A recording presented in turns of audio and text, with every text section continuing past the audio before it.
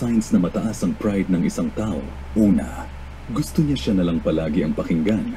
Dalawa, hindi siya tumatanggap ng kamalian kahit alam niyang mali. Pangatlo, wala siyang pakialam kung may nagawang mali at hahanap ng paraan matakpan lang ang kanyang nagawang kamalian. Pang-apat, hindi siya madaling magpatawad at laging may puot ang kanyang puso. Huwag na huwag kang uutang bilang pangkapital para sa bagong negosyong bubuksan mo. Yan ang payo ko dun sa mga tao na gusto magbukas ng bagong negosyo na ang inisip nila, pwede nila utangin yung kanilang pangkapital. Ang suggestion ko, pag magbubukas ka ng negosyo, huwag kang uutang. Dapat magbukas ka ng negosyo, batay kung anong meron ka na pangsimula. Kasi ang hirap ng pressure na dadanasin mo kung habang nagpapalaki ng negosyo, inisip mo rin yung presyo ng pagbabayad sa inutang mo. Lalo na kung inutang mo yan na may interest. Kaya dapat mag-focus ka sa pagpapalaki ng negosyo, less yung stress sa pag-iisip sa inutang mo. Kaya kung gusto mo talaga magbukas ng bagong negosyo, ibatay mo ang iyong pagpapatakbo ng negosyo kung anong meron kang finances ngayon.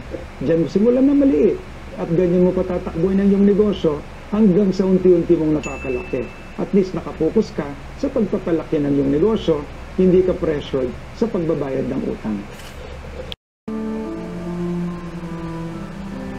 Tatlong diskarte ng mga milyonaryo kung paano nila nakuha ang first million nila. Una, focus sila sa isang income stream. Hindi muna nila sinusubukan lahat ng negosyo o investment ng sabay-sabay. Nag-focus sila sa isang bagay kung saan sila magaling o may alam. Pangalawa, delayed gratification. Hindi sila agad gumagastos sa luho kahit may kinikita na sila. Imbes na bumili sila ng bagong gadget o sasakyan, ini-invest nila ang pera para mapalago ito agad. Sila yung tipo ng tao na save now and enjoy later. At ang pangatlo, consistency. Pansinin nyo mindset ng mga milyonaryo. Tuloy-tuloy lang sila sa ginagawa nila hanggang sa marating nila yung goal nila. Kahit minsan nalulugi sila o nahihirapan sa sitwasyon, tuloy-tuloy lang sila. Naniniwala sila sa progress over perfection. Hindi kailangan perfect ang simula, basta consistent ka, matututunan mo ang kailangan para mag-improve. Because done is better than perfect. Remember, success is not about speed, it's about steady progress. Tuloy-tuloy lang at darating din ang reward mo.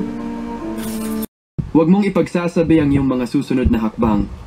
Apat na mga bagay na huwag mong ipagsasabi kahit kanino. Una, ang iyong issue sa iyong mga personal sa buhay, lalo na ang iyong pamilya. Dalawa, ang iyong mga malalaking plano na ikauunlad ng buhay mo. Tatlo, ang iyong kinikita sa araw-araw. At pangapat, huwag mong ipagsasabi ang iyong mga susunod na hakbang. Apat na mga payong kaibigan. Kung maagaw man sa iyo ang taong pinakamamahal mo, huwag kang iiyak, pabayaan mo lang siya. Isipin mo sasama ba siya sa iba kung mahal ka talaga niya? Isa pa, maghahanap pa siya ng iba kung ikaw talaga ang gusto niya? Bakit mo pa pag-aaksayahan ng oras ang isang tao na alam mo naman na hindi ka kayang ipaglaban?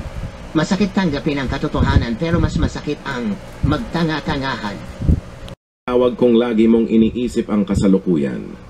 Anxiety ang tawag kung lagi mong iniisip ang mangyayari sa hinaharap. Depression ang mararamdaman kung lagi mong iniisip ang nangyari sa nakaraan. Stress ang tawag